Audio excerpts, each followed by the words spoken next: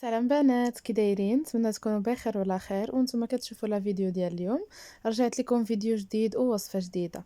اليوم ان شاء الله غادي نقترح عليكم وصفه ديال لي كريب مالحين بحشوه اللي لذيذه وكتجي يعني سهله في التحضير ديالها.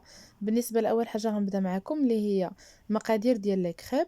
غنحتاج فيهم نص لتر ديال الحليب وجوج حبات ديال البيض بدرجه حراره المطبخ. بالنسبة للحليب يعني عادي، غير الحليب ديال الكرتون، ماشي بالضرورة يكون دافي، حليب عادي.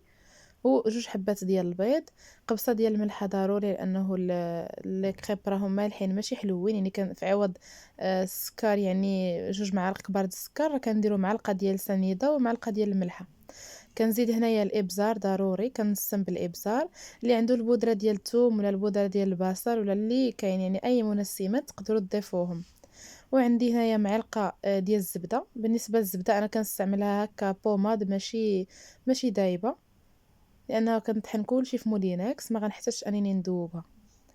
صافي غادي نضيف هنايا السكر سنيده، كندير معلقه. بالنسبه للسنيده انا كنضيف غير يعني باش كتذهب اللون وصافي. انا ضفت هاد المعلقه هادي الحجم ديالها متوسط، النص ديالها. صافي وغادي ندير 250 غرام ديال الدقيق الخاص بالحلويات، الدقيق مزيان الابيض. هنا غادي ندير البودره ديال الثومه، غنسم بها واحد شويه. بالنسبه للطحين يعني ما بين 200 غرام حتى ل 250 غرام، يعني رابعه ما غاديش تفوتوها في هذا السطر ديال الحليب، فهي كافيه. بالنسبه لهذا الفيديو هذا فانا سبق لي ديجا وحضرت معكم لي كريب، يعني ما بغيتش نعاود نصور مره اخرى.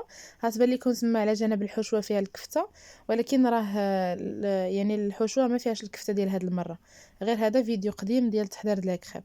صافي من بعد ما ضفت داك 200 غرام ديال الدقيق في الاول، زدت دابا 50 غرام وطحنت المكونات مزيان. كنحصل على هذا القوام هذا، راه كيجي خفيف.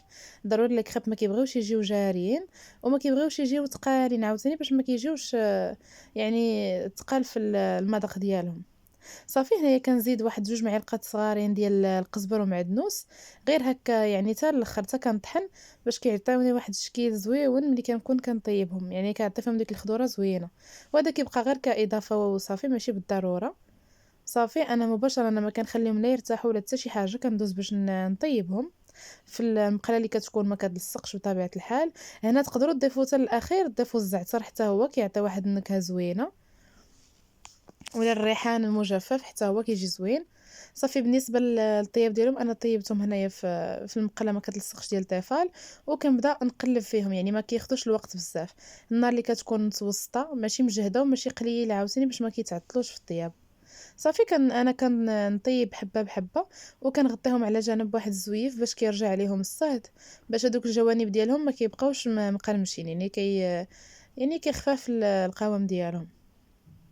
غير كتبدا تبان ليا كتشمع، صافي كنقلبها وكنستمر بهذا الشكل هذا.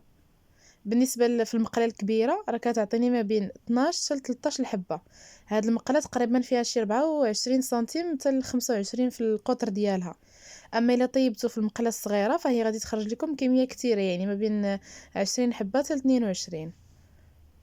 هذيك الكميه اللي عفوا هذيك المقله اللي طيبت فيها انا في هاد لي كريب هادو، فراه تقريبا القطر ديالها ما بين 17 حتى ل 20 سنتيمتر.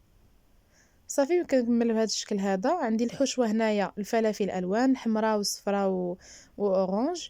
وعندي هنايا الدجاج اللي صدر ديال الدجاج اللي سبق ليا وخليته مشرمل على جنب.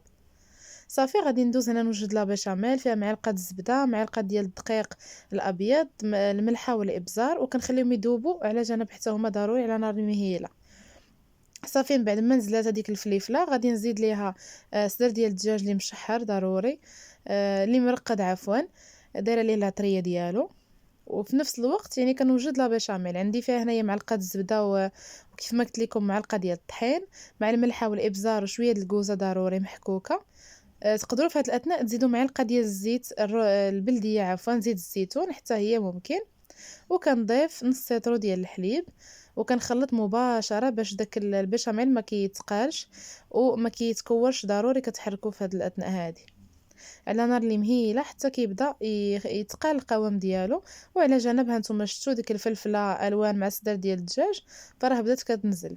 صافي البيشاميل هنايا من بعد ما بدات كتعقد، صافي زدت لها معلقه كبيره اولا 2 معالق ديال الجبلي، كتبقى كاضافه. اللي ما عندوش الفرماج ماشي بالضروره، غير كيعطي واحد القوام اللي زوين. صافي هنا من بعد ما داك الدجاج طاب مع الفلفله الوان، فانا زدتها على البيشاميل الفرماج، وكنخلط مزيان وكنخليها على جنب حتى كتبرد تماما، وكندوز باش نعمر بها لي كريب. هاد الحشوه كتجي لذيذه بزاف وكتجي غزاله، يعني كتجي بحال صوص فروماج بنينه. بغيتو تضيفوا ليها يعني تغيروا هاد صدر ديال الدجاج بالكفته اولا بلا دند فومي، كيبقى لكم الاختيار، ولا الكروفيت الكالامار، مهم اللي عندكم متوفر في الدار. هانتوما شفتوا راه كيجي القوام ديالها زوين بزاف. بالنسبه للدجاج فانا درت ليه العطريه الملحه البزار السكينجبير الخرقوم والربيع والمعدنوس والزيت البلديه، صافي وكنرقدوا فيها، ومن بعد كنطيبهم في هاد لي كريب هادو. هانتوما شفتوا هذا المقطع هذا ديال لي كريب، فانا راني طيبتهم في المقله الصغيره، يعني المتوسطه، ماشي هاد الكري اللي كتبان لكم على جانب. راه خرجت ليا كميه كثيره بنص سيترو ديال الحليب وجوج بيضات، خرجت ليا هاد الشيء كامل اللي كنوريكم دابا. صافي انا كنطويهم بهذا الشكل هذا مستطيل، وكان ديك الزبده راني هذيك الطاوه راني دهنها بالزبده، وكنحطهم على نار اللي مهيله باش يتحمروا وكيذهبوا من الجوانب بجوج بهذا الشكل هذا. بغيتو تستغناو على هذه المرحله هذه فممكن، يعني بغيتو تدخلوهم للفران وتكراتينيو فيهم الفرماج فممكن. وكيكون هذا هو النهايه ديال الفيديو، نتمنى انه ينال الاعجاب ديالكم وتجربوهم، وإن شاء الله نتلاقاو في وصفة جديدة وفيديو جديد. خليتكم في أمان الله وبسلام عليكم.